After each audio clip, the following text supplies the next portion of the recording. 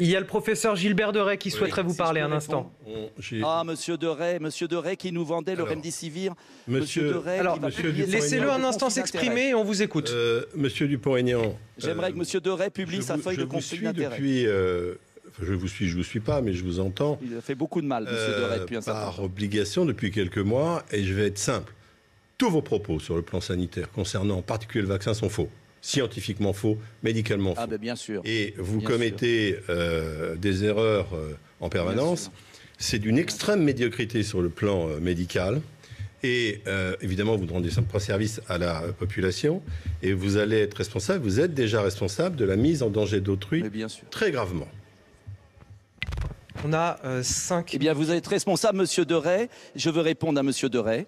Monsieur Deray, lui, est responsable d'avoir fait la promotion du Remdesivir, qui finalement a été retiré. Vous voyez, le Remdesivir dont il faisait la promotion à longueur de journée a été retiré, qui était une autorisation conditionnelle. Et l'Union européenne en a acheté pour des millions. Je vous demande d'afficher à l'écran Deray Twitter. Alors, on va demander à la régie si c'est possible. Parce que non seulement vous êtes mauvais sur le plan médical, mais vous ne savez pas de quoi vous parlez. Un peu facile. Et en ce qui me concerne, pour le Remdesivir, Monsieur Deray, il suffit d'aller. En mai et en novembre 2020, je suis l'un de ceux qui a dit d'emblée ce médicament ne sert à rien. Et en ce qui concerne le contrat européen d'1 milliard, je suis l'un de ceux qui a dit immédiatement c'est un scandale, il doit être remboursé. Vous ne savez même pas de quoi vous parlez. Donc sur le plan sanitaire... En tout cas, Monsieur Deray, vous n'êtes pas bon. Oui, Monsieur Deray, vous avez vos opinions, j'ai les miennes. En tout cas, il y a des grands scientifiques qui sont en totale opposition à ce que vous dites. Mais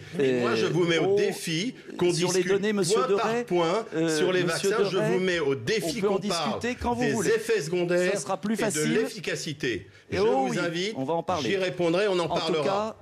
Mais il y a juste une remarque sur le plan scientifique. Je vais prendre un exemple.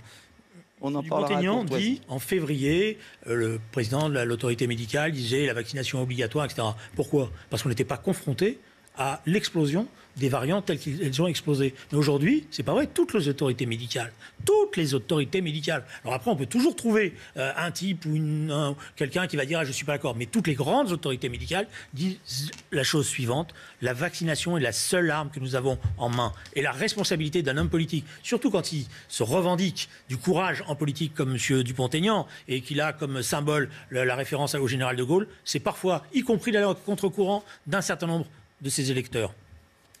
Merci à vous, Nicolas. Ça n'a rien à voir. Est-ce que je peux quand même répondre à monsieur pour dire que je ne me suis jamais opposé à la vaccination pour les personnes fragiles, mais je maintiendrai, et je ne suis pas le seul, que l'on ne peut pas obliger à la vaccination pour un vaccin qui est toujours sous autorisation conditionnelle. Et ça, c'est une réalité.